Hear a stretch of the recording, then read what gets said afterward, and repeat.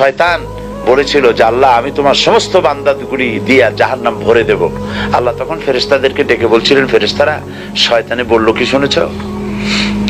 তোমরা যাও পৃথিবীতে, আমার বান্দারা শয়তানের ওয়াসওয়াসায় পড়ে যদি একটা গুনার নিয়ত করে, গুনাহটা করে নাই, গুনার নিয়ত করেছে, আমলনামায় একটা গুনাহ লিখে দিও। আমলনামায় কোনো গুনাহ লিখবা না।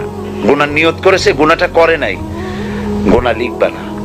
যখন গুনাহটা করে ফেলবে তখন একটা গুনার জন্য একটা গুনাহই লিখো, আর যদি তওবা করে তা আমি মাফ করে দেব।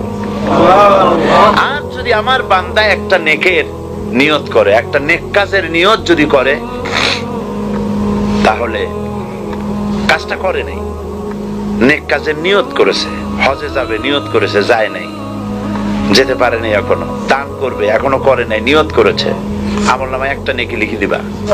আর যখন নেকের কাজটা করা হবে তখন 10টা গ্রেস মার্ক